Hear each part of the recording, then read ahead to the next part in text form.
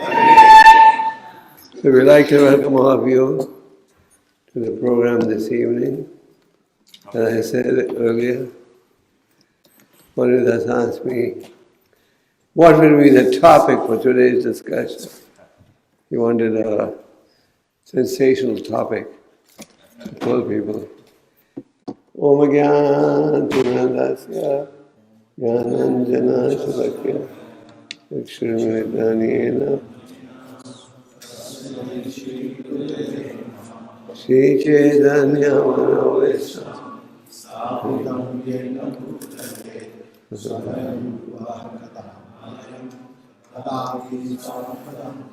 Jai Shri Krishna Chaitanya Prabhu Nityananda Shri Hare Krishna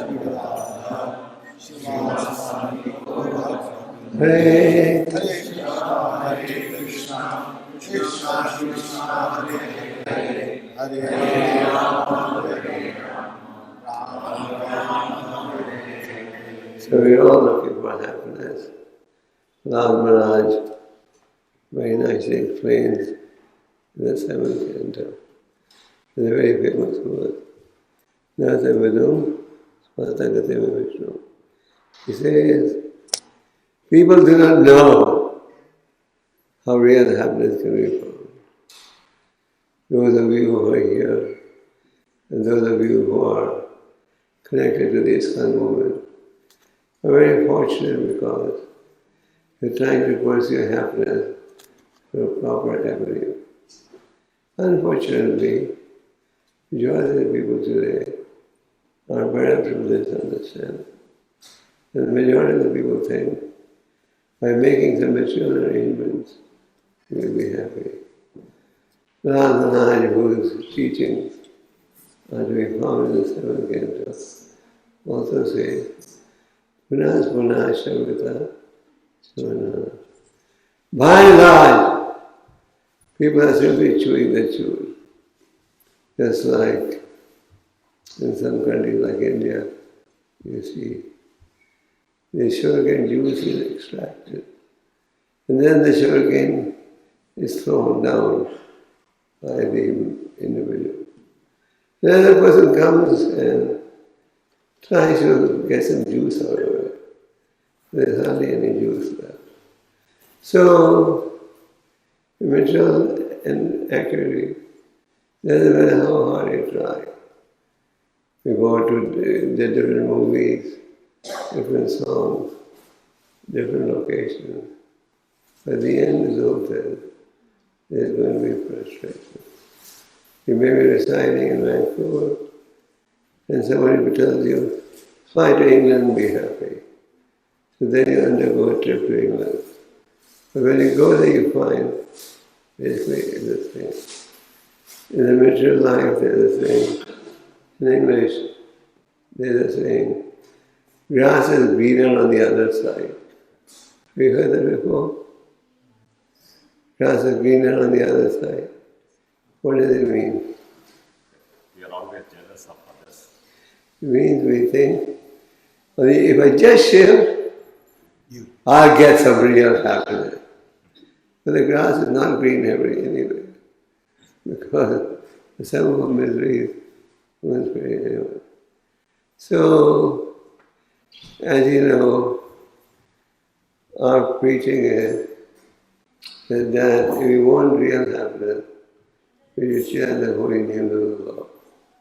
The holy name of the Lord is the prime medium through which we can find real happiness. This chanting of the holy name is our most important activity. Doesn't matter, you may be a householder, you may be a brahmachari, sannyasi.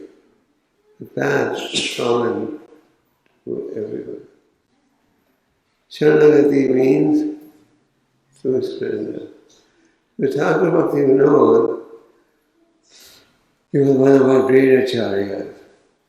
In fact, Prabhupada said, he is virtually the founder of the Krishna conscious movement. Why? Why did Prabhupada say that? No.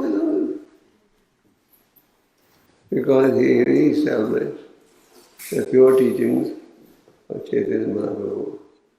The pure teachings of Chaitanya Mahaprabhu had fallen in the wrong hands.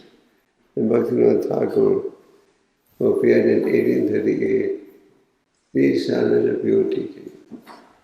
He wrote nearly 100 books, and he had predicted that very soon a powerful Maharathi means, what does it mean? A powerful general will appear, will take Lord Chaitanya's teaching to every corner of the globe. And who was the Maharathi? Srila Prabhupada. He also discovered the real birthplace of Chaitanya Mahaprabhu. After the Lord's appearance, Snavadev got propagated as a birthplace. Bhaktivinoda Thakur was working for the British government. During the British rule, the highest position an Indian could occupy was that of a district magistrate. He was holding a very high position, and he could not believe that this is a birthplace. So he was constantly meditating. He would go on weekends to Navadev, study the maps, and one day, when he was in his balcony in Surupganj, he saw a transcendental divine form dancing in light, and he went to do further research. And he was convinced this is the birthplace of Chaitanya Mahaprabhu. And in order to confirm that this was the birthplace, he called his Siksha Guru, Jagannath Babaji. Jagannath Babaji was a true devotee of the Lord. He was 144 years of age at that time. He could not walk. He could not even see. And he used to be carried on a basket on the head by his servant, Bihari. So he came there, and as soon as he saw the place, he said, "Yes, this is the place where Lord Chaitanya has appeared." So Bhaktivinoda Thakur's contributions are immense. And he wrote a book, the first book, in the English language, on the life of Chaitanya Mahaprabhu. And he sent that book to many institutions around the world. And believe it or not, he did not forget Canada. He sent the book to McGill University in Montreal, in Canada, and described the transcendental ashram of the Lord. So Thakur Bhaktivinoda has presented a doctrine called Sharanagati. What does Sharanagati mean? Surrender. To whom? Okay. To surrender. Actually, if you look at it, we all surrender to someone or the other. Am I right? Yes or no? If you don't surrender to God, who do you surrender to? To whom? To your senses. We are all slaves of our senses. Yeah, I see. Then everybody should be looking something obscene. So we go to a nightclub. Yes, see. This is what you should be hearing, mundane sound. That's what we do. In the Bhagavatam, there's a very nice example given. In the Bhagavatam it is explained how different animals meet their end by being slaves of their senses. For example, the moth. All we know the moth? The moth is very attracted to light. And in the daytime, The moth can't reach the sun disk. It's too far, out of reach. But when the lights are lit in the night, the moth says, this is what I was waiting for. He goes and tries to sit in the light, but his eyes are attracted to the light. And it goes to the light. What happens? It gets burnt. It gets burnt by the heat of the light. And he dies. Then you have the deer. The deer is a very hard animal to capture. I did not in Vancouver, but in Potomac, where our temple is, in Washington, many deer in the backyard. And we have some devotees who live in La Plata, and they have deer in their backyard. You may have seen a deer runs very fast. A deer is very hard to capture. But the hunter plays that melody. When he plays that melody, the deer stops to run. It tries to trace out where's the sound coming from. And then he stands, searching for the source of the sound. The hunter shoots him. Then you have the fish. What is the fish's biggest weakness? Eating. Always is ready to eat. So what does the cunning fisherman do? He attracts with some food on the bait. The fish sees the bait and says, some more nice food to eat. And it goes to bite on that. And in time to satisfy it's caught. Then you have the bee, who is very attracted to fragrance. And that means satisfy its nose. All day it goes from one flower to another, searching for something palatable. And in the end, in the evening, it finds the lotus flower. And it goes and sits on the lotus flower and says, this is real samadhi, heavenly pleasure. It relaxes in the lotus flower. But at night, the lotus flower closes, the gods are in it. When it gets closer, what happens? The bee gets trapped.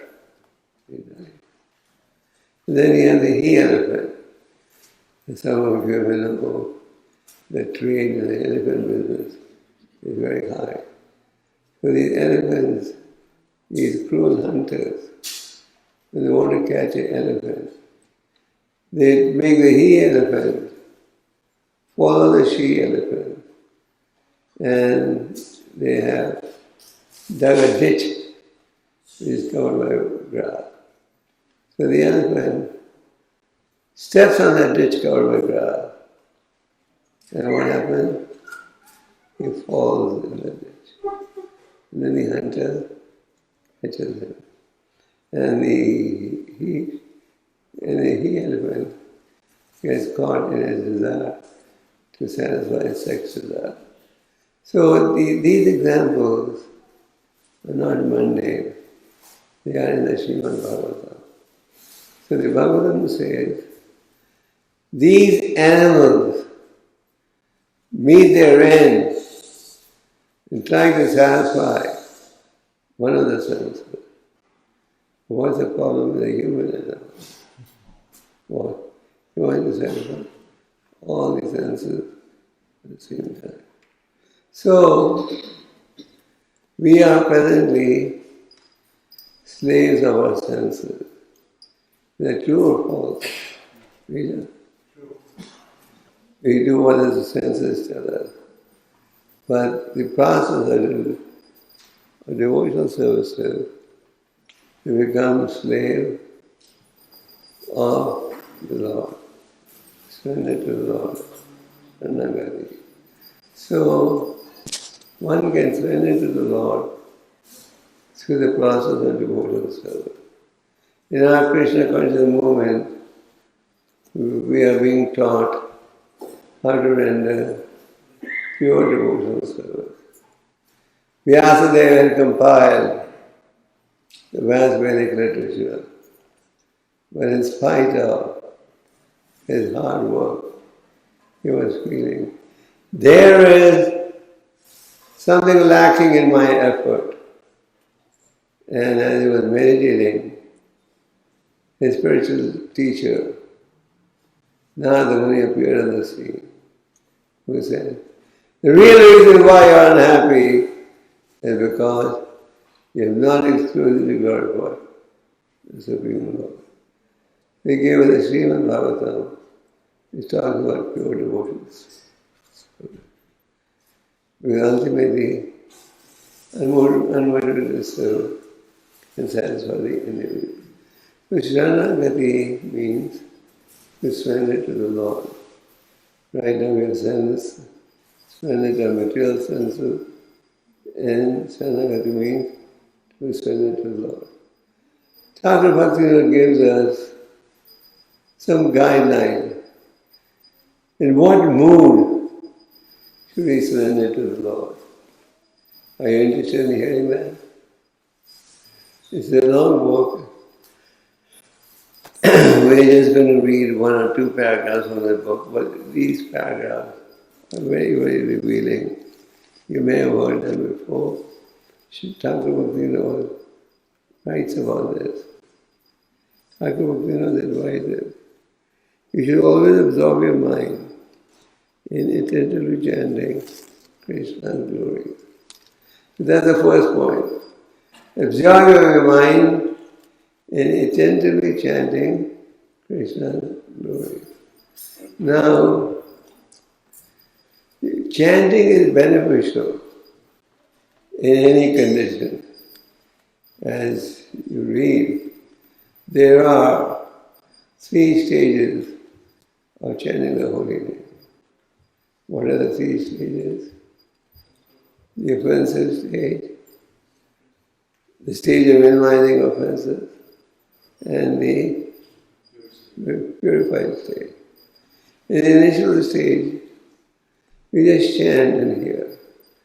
Doesn't matter whether you're drinking or not, you just chant and hear. And this chanting is so powerful that even if someone jokingly says or seriously says, look at this crazy Hare Krishna, they're making my life hell. It's not benefit.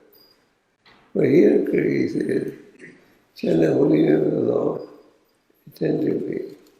Now, what does it mean? It means that at least when you chant the holy name, try and hear carefully through the ear. Material medicine is consumed through the mouth, am I right? Material medicine is consumed through the mouth. Spiritual medicine is consumed how? Through the ear. Spiritual medicine is consumed with the ear. So when you chant the holy name, if you make this your single pointed attention, chanting, not that you want to get into 100 different services, this chanting will be beneficial. You can chant all the time, but if you're chanting a prescribed round, try and be attentive. And the more attentive you are, the better will be the chanting of the holy name. Attentive means at least hear carefully what you're chanting. Then what does he say? For performing Krishna's kirtan, you will gain mastery over the mind. Mind, almost everywhere you travel, and you ask devotees, any problems? And the number one answer is, what's the number one answer? Turbulent mind. Is our mind turbulent or not? Yes? No? What does turbulent mean? Very fickle, very hard to control. In fact, Arjuna, because they're companion of the Lord, Krishna, it is more difficult to control the mind than the turbulent wind. Hurricanes may come. Like in America, hurricanes come all the time. Hurricanes may come, but this is more difficult to control than a hurricane. So someone may say, if someone of the stature of Arjuna says, more difficult to control the mind than the turbulent wind, what do we stand a chance? We stand a chance? Yes, we do. Krishna says, by practicing the process of Bhakti Yoga, we'll be able to control your mind. So Thakur says, he says, chant attentively, and by performing kirtan, you will gain mastery over the mind. So, the mind may be a master at the moment. But if you take the chanting process, then you will be able to master the mind. So, it's not an impossible target to achieve. It's a feasible target. We have to attempt the right manner. So, Bhaktivinoda Thakur says, by doing kirtan, you'll be able to gain control over the mind. Then what did he say? Give up false pride. On the devotional path, what is recommended? Humility. In the material society, we all have false pride. What does false pride mean? I think I know everything. Don't tell me anything. I know everything. We don't want to take instruction. We don't want to take guidance. And due to false pride, we don't even surrender to the Lord. What does Krishna say in the 18th chapter? Sarvadharma paritarya mam ekam am sansara papava moksha. Give up all right to the religious man. Now this doesn't mean give up Christianity, give up Islam, give up Judaism. It means with your body, mind and senses, serve me and I will protect you. Krishna again says in the Gita, he tells Arjuna, you declare to the world what? What did you declare to the world? Once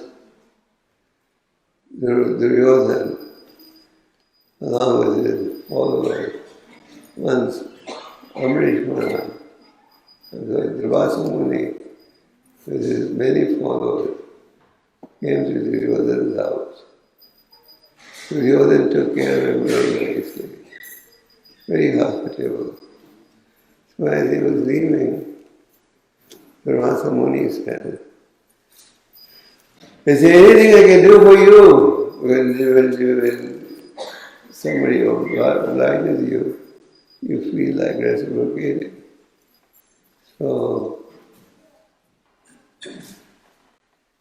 Duryodhana said, just like you purify my house, please go and purify my dear cousin's house also.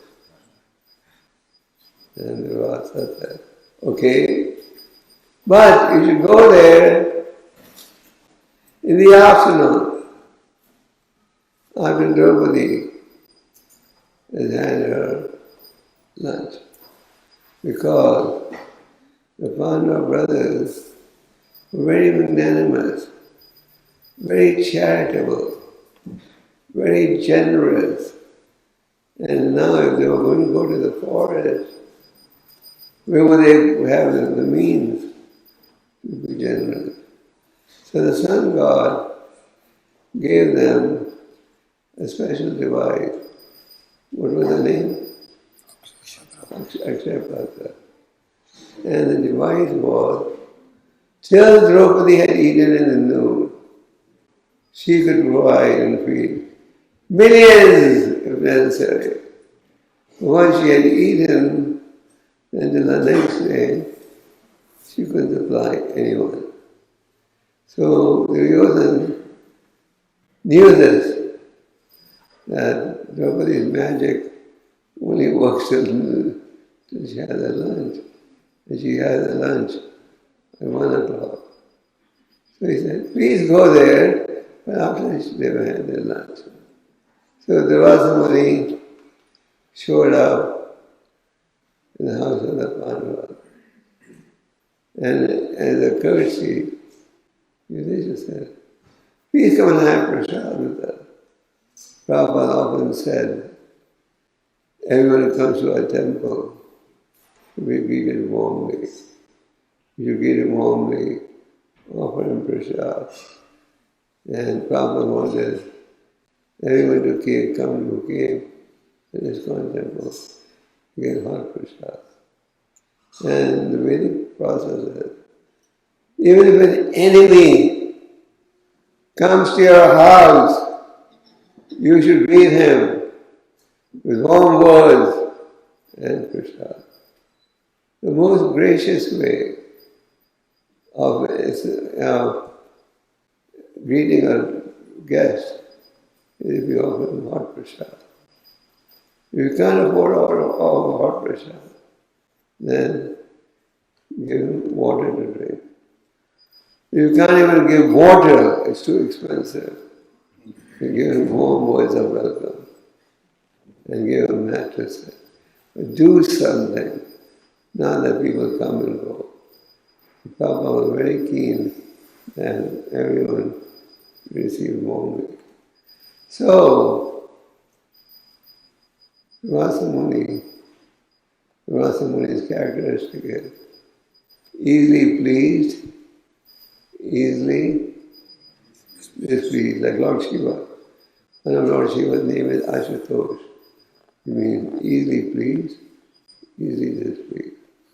So Rasa Muni showed up and Yudhishthira greeted him. And Yudhishthira said, will you please have prasad with us?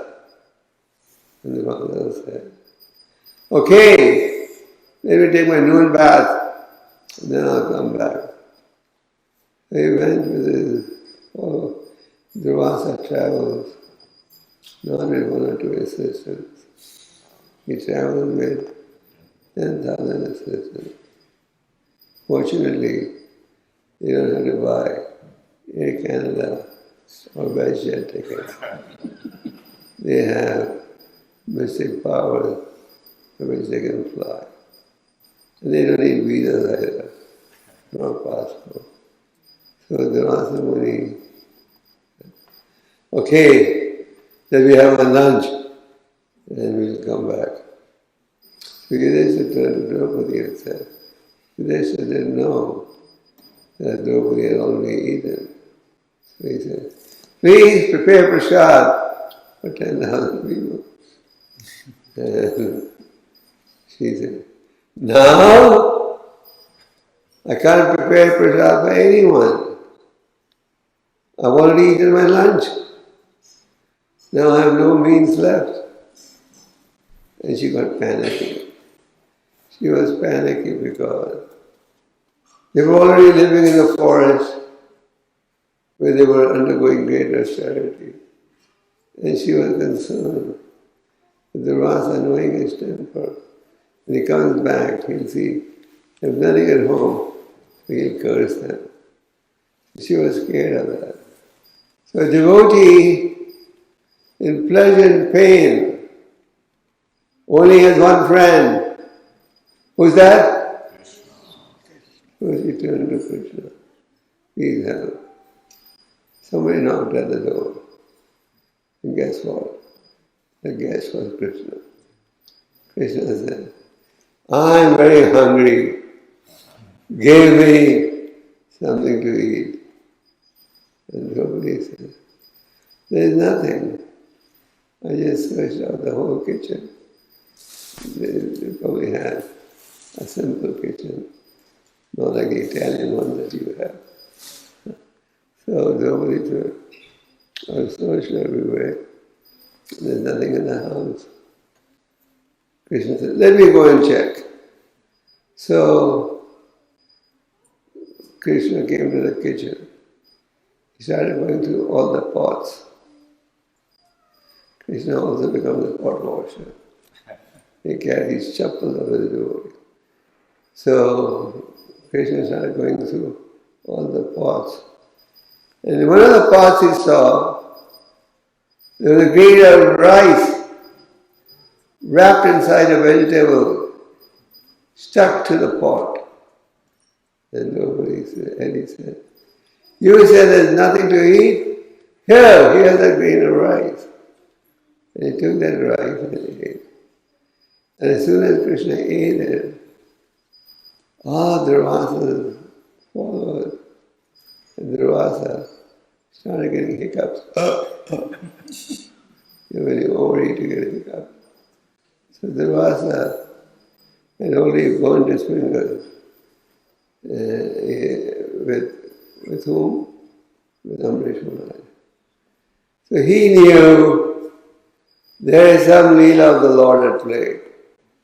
Minutes ago they were hungry, now all of a sudden they felt as if they were overeaten.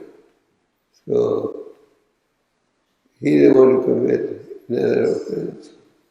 So he told his wife, let's run from here. So very soon they'll come to invite us, and we are already overfull. If you're overfull and you go to someone's house for dinner, you don't feel like eating, isn't it? If you don't eat, then also it looks bad. Prabhupada, when he came to India with the Western disciples, they used to get many invitations to people's homes. These were all Americans. They had come for the first time to India. They didn't know what to do. So Prabhupada told them, when you go to an Indian home, the host will tell you, eat more. And if you say, no, I'm full, you say, oh, you don't like our cooking? That's why you don't eat. Then the guest is embarrassed, and even if he doesn't like it, he has to eat. So Durvasa was scared. What are we going to do? So he ran away. He didn't want to go for dinner and not eat anything. So then Krishna told Bhimsa, not that Bhimsa, you know Bhimsa. You know Bhimsa. Go and call them for prasad. So Bhimsa went and he was shouting everywhere. Durvasa Muni, prasad's ready at home, please come. There was no reply. And then the sages were sitting there and said, oh, you're looking for Durvasa Muni? Yeah, they ran away. They ran away, we saw them running away. So there are so many examples of Krishna protects his devotees. So Bhaktivinoda Thakur is saying that give up false pride. You can only give up false pride once you're getting on a spiritual platform. Otherwise, false pride is the cause of our entanglement in what? Cycle of bodhiness. Due to false pride, We don't accept Krishna's teaching. If you fall pride, we don't surrender to the Guru. We don't surrender to the teaching. So he says, give up false pride.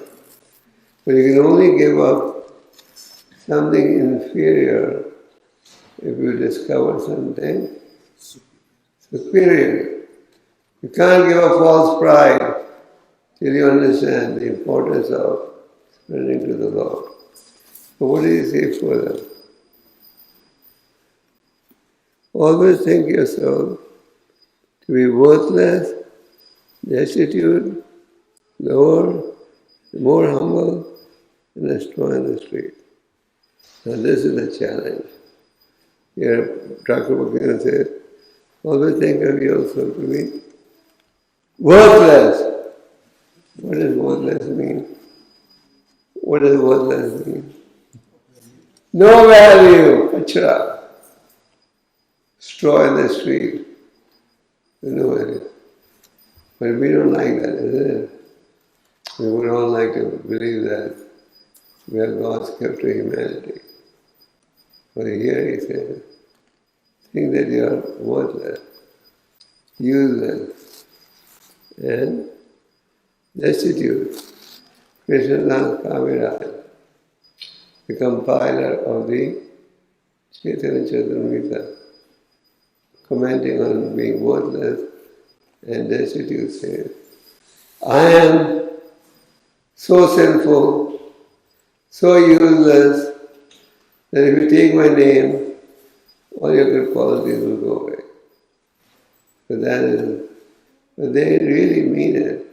Sometimes we say, oh, that is just artificial humility. Another Thakur says, I have no love, but this is genuine. These sages were exemplifying genuine renunciation. So we say, think you're worthless, destitute, lower and more humble than grass in the street. This verse is very similar to the philosophy exhibited in the third verse of the Shastra. What does the Lord say in the third verse?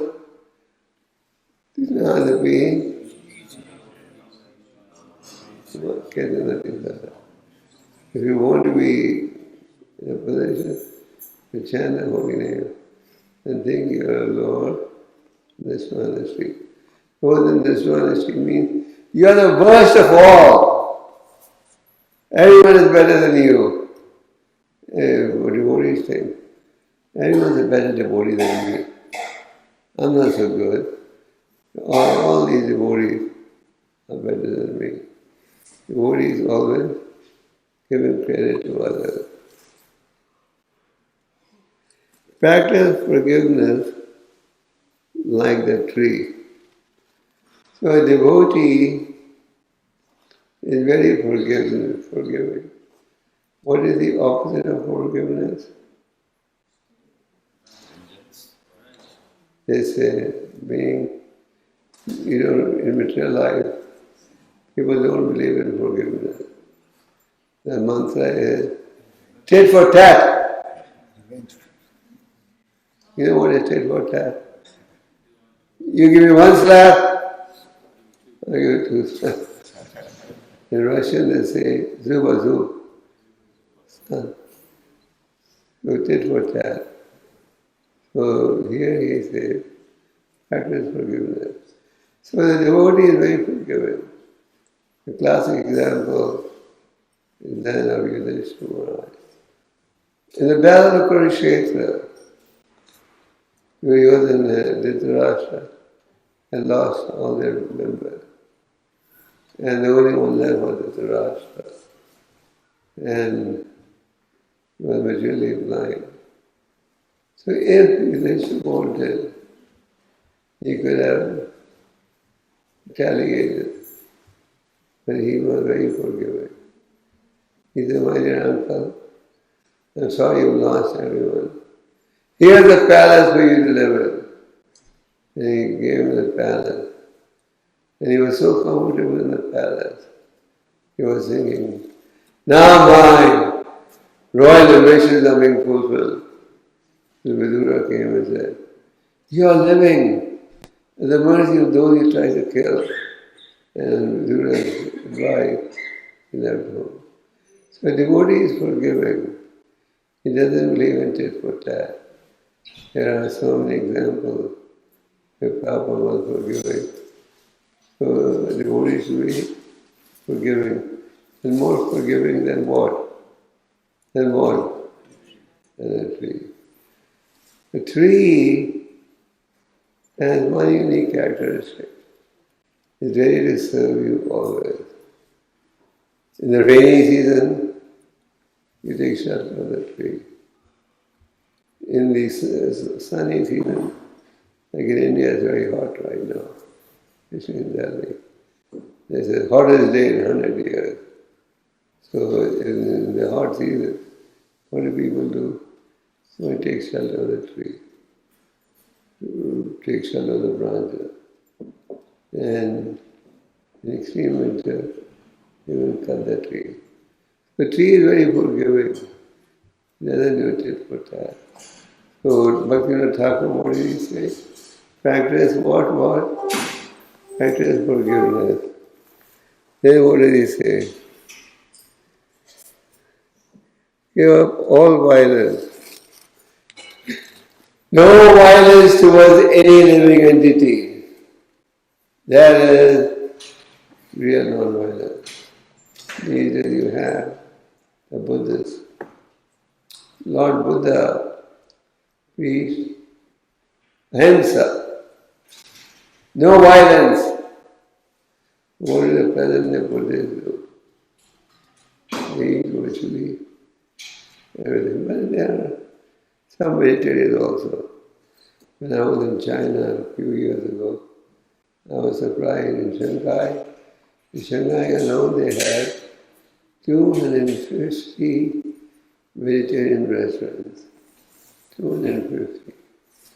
And my host took me to lunch in a vegetarian restaurant. That restaurant was a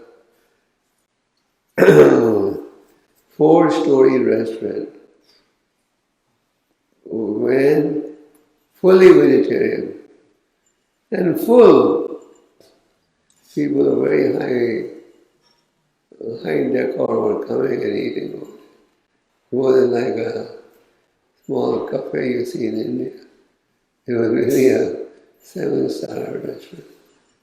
So there's some Buddhists, and when I asked, how come there are 250 restaurants? They said there's a branch of Buddhists and it's strictly vegetarian. But that's a very small branch, wasn't it?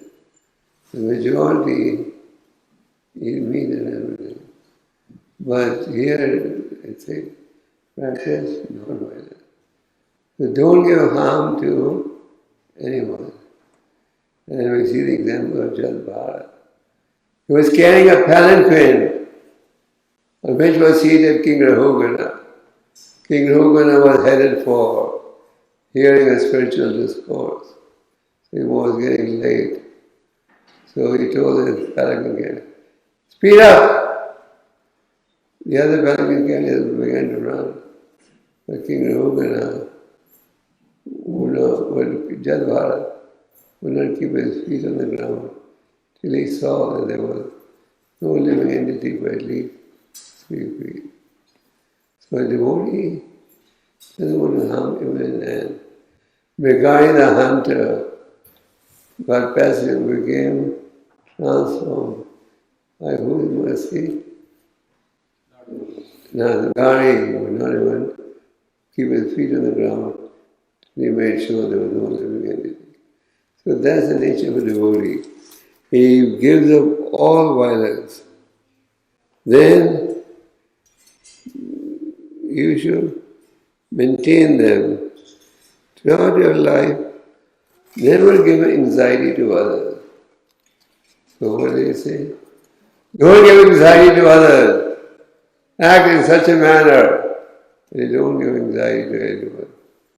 Normally we just believe, what's good for me is good for the whole world. Isn't it? What's good for me is good for the whole world. But our mantra should be, what's good for Krishna is good for me. But what do we believe? What's good for me is good for Krishna. Our motto should be, that. Bhagavad says, don't give anxiety to anyone. Deal with everyone in a gracious way. And then he says, think about other people's comfort and forget about your own comfort. So think about what is good for everyone and don't think just that's what is good for you. These are just some guidelines given by Thakur Bhaktivinoda, where in Sharanagati. So these guidelines, if followed, will help us to surrender to the Supreme Lord, Sharanagati. And as we surrender to the Lord, we reduce our surrender to our material senses. So this chanting the holy name, this chanting the holy name is the real path of happiness. When Prabhupada first came to America, at that time, America was very much involved in the Vietnam War, and there was a big drug culture. So people used to think you can take drugs and feel high. So the devotees made a poster. He said, chant Hare Krishna and stay high forever. So, if we chant Hare Krishna, this is the real path of happiness. The so-called illusory path is not the ultimate path. The ultimate path is the path of chanting the holy name. So please chant the holy name, chant it attentively, and recognize this is your foremost business. And if we endeavor to improve the quality of your japa, we'll be able to make spiritual progress. So our topic today was happiness through spiritual life. So this is the path of real happiness. Sometimes people come and see devotees chanting in ecstasy. They say, hey, how do you people feel so high? Are you drugged up? No. They're drugged up by the spiritual vibration. Spiritual vibration satisfies them. All of you are chanting Hare Krishna. Please continue to chant. Endeavor to improve the quality of your chant. And you will achieve perfection. Hare Krishna. Hare Krishna. Any questions? Yes. We're taking a question. I will. Hare Krishna Raj. I was wondering, how do we come over the desire how do we come over our own desires? Because you said you shouldn't give people anxiety or stress, but that's because we are desiring something. So how do we come over our desires? Actually, I was just a postman, the original speaker is Bhaktivinoda Thakur. Bhaktivinoda Thakur said, don't be a source of anxiety to anyone. Think of other people's pleasure. So you can overcome that by gaining spiritual knowledge. When you have spiritual knowledge, you realize, I should not be a source of anxiety to anyone. That is Krishna's desire. If we do at every step what is Krishna's desire, then your life will be successful. But if we do what my mind says, then you'll suffer. More questions? Yes. Asking questions is a sign of intelligence.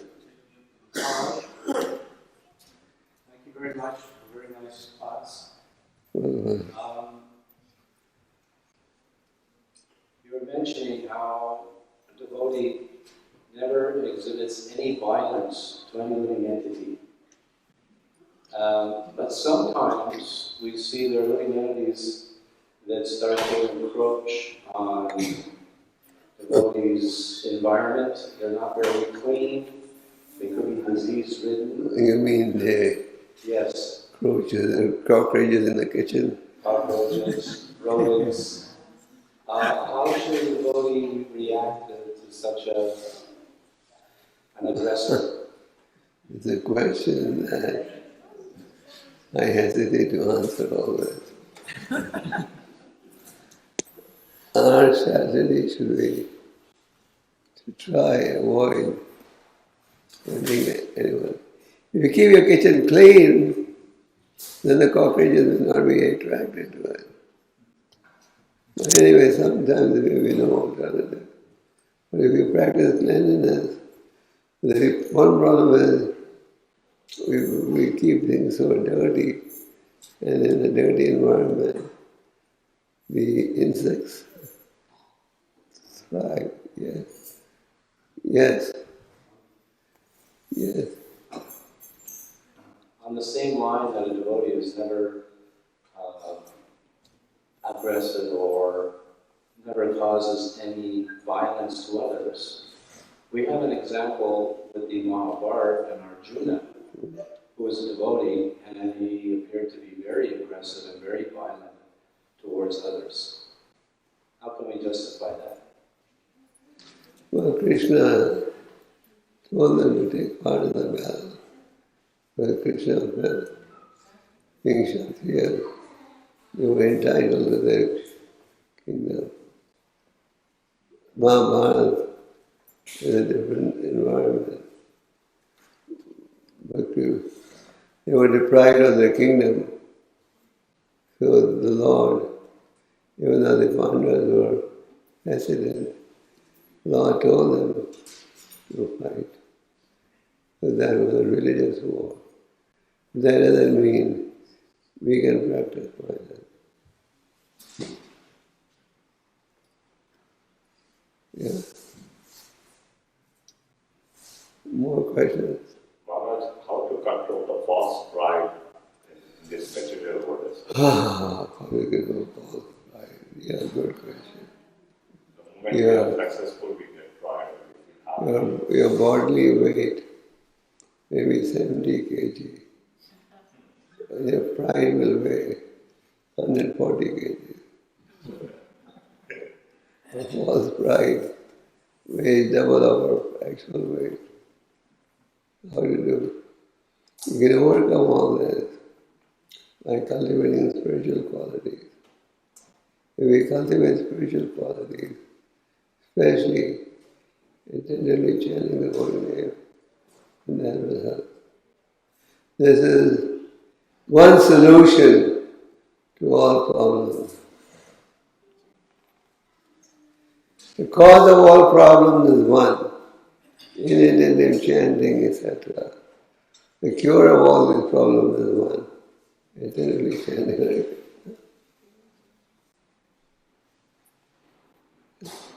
Any questions on the And what back? is the true pride, Maharaj? True pride is, I am eternal servant of Krishna. Yureshwara Krishna Nityada. That is real pride. I am servant of Krishna, let me serve Krishna.